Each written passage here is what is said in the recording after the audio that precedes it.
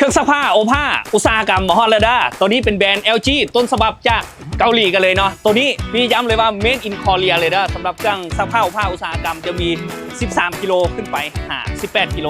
มีได้2รายการเนาะ13กิโลและ18กิโลมีทั้งซักทั้งอบลูกค้าสามารถเอาไปตั้งแบบเรียงอย่างที่ก็ได้หรือว่าเอาไปตั้งซ้อน2ยองกันอย่างที่คือลูกค้าเห็นอยู่ห้านซักแห้งที่นครหลวงเวียงจันทร์นี่กำลังแพร่หลายกันเลยเนาะสำหรับท่านไหนอยากลงทุนเฮ็ดห้านซักแห้งหรือว่าห้านสะดวกซักมาปรึกษาพี่ๆได้เลยนะพี่ๆมีครบทุกรุ่นเลยเนาะตัวนี้นี่แบรนด์ LG เนาะสำหรับตัวสีฟ้านี่จะเป็นตัวถังซักเด้อตัวนี้ซักตัวนี้แม่นซักน้ำร้อนซักน้ำเย็นได้เนาะลูกค้าต้องมีเตาต้มน้ำร้อนเนาะตัวนี้น้ำร้อนนี่แม่นถังนึงแม่น15ลิตรตัว13โลเนาะถ้าลูกค้าใส่อยากใส่ประมาณ10เครื่องนี่15ลิตรลูกค้าคูณเลยต้องแม่นหม้อต้มน้ำร้อนเป็นประมาณ150ลิตรสำหรับท่านใดบ่ฮู้ว่าเวลาเฮาไปใส่แล้วเฮาใช้เครื่องสแกน QR Code ได้บ่หรือว่าเครื่องหยอดเหรียญมีบ่มีเครื่องหยอดเหรียญ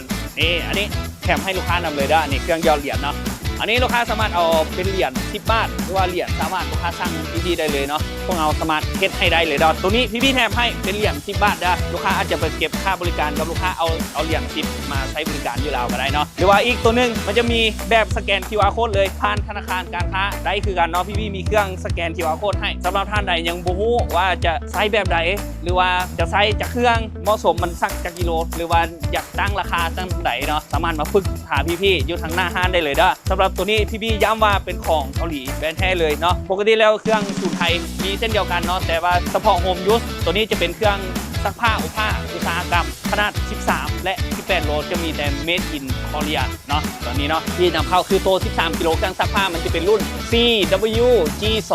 7MD QRS ตัวนี้เป็นเครื่องซักส่วนเครื่องอบจะเป็นรุ่นนี้เลย CDG27RUQES สำหรับตัวนี้แม่นซักได้หลายเลยเนาะสำหรับการซักนี่มันจะหมายขีดสีฟ้าอยู่นี่ให้มันบอกว่าต้องใส่บวกเกินตัวนี้นี่บานครึ่งนึงนี่เนาะสำหรับทางอบเส้นเดียวกันเนาะอบผ้าเราต้องใส่บวกเกินขีดตัวนี้นี่พระเจ้าจะบอกให้ละเอียดเลยเครื่องเกาหลีนี่ตัวหนังสือเกาหลีก็มีอยู่นี่ครบสุดเลยนะนี่ของแท้กันเลยทางในย่างงามกว้างขวางสำหรับทางซักมันจะแถมท่อน้ำร้อนและน้ำเย็นมาให้ทั้ง2ท่อเลยเนาะทางซักเป็นสแตนเลสย่างงามแล้วก็แจหั่นคือตัวนี้ทางด้านหลังคือมันมีซีน็อตคือถังซักนี่ลูกค้าต้องเอาออกด้วยเนาะซีน็อตตัวนี้ถ้าลูกค้าบอกออกถังซักสั้นปานรถต๊อกๆเลยเนาะ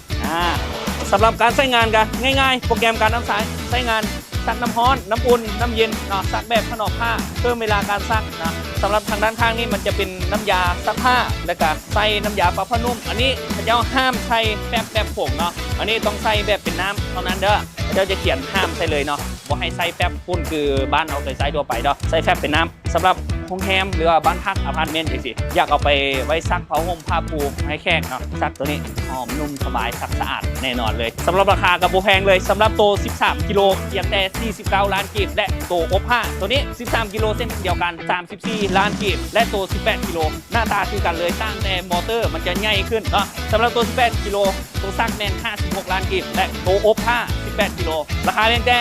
49ล้านกีบเท่านั้นนะลูกค้าไปคำนวณเลยซื้อไปปีเดียวนะคืนแล้วเนาะแล้วก็อีกอย่างหนึ่งถ้าลูกค้าซื้อเป็นเซตจริงๆเลยเป็นเซตเพิ่นมาสแต็กใจแอนแล้วก็สแต็กไททันเนาะใจแอนคือตัว13กิโลนี่มันจะได้ทั้งเอาตัวอบแล้วก็ตัวซักลูกค้าสามารถเอาเรียงกันคือพี่เฮ็ดตัวทางข้างนี่ก็ได้หรือว่าเอามาตั้งกันยังซี่ก็ได้เนาะซื้อ2ชุดยังซี่พร้อมกันเลยคือตัว13โลพี่จัดราคาเพียงแต่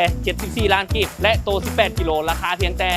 100กับ1ล้านกีบเท่านั้นเด้อลูกค้าสามารถมาปรึกษาพี่ตัวจริงได้เลยเนาะที่บ้านโพนเบาเมืองศรีสัตนะนครหลวงเวียงจันทร์ได้ตัวนี้ก็เป็นเครื่องลูกค้าที่พี่จำสั่งมาให้เลยเนาะตัวนี้เพิ่นก็สั่งออนไลน์เลยบ่เห็นเครื่องตัวจริงเนาะแต่เพิ่นมั่นใจคือพี่บอกเลยเนาะเมื่ออาชีพว่องไวโปร่งใสทันสมัยไปกับพี่ได้ขอบใจ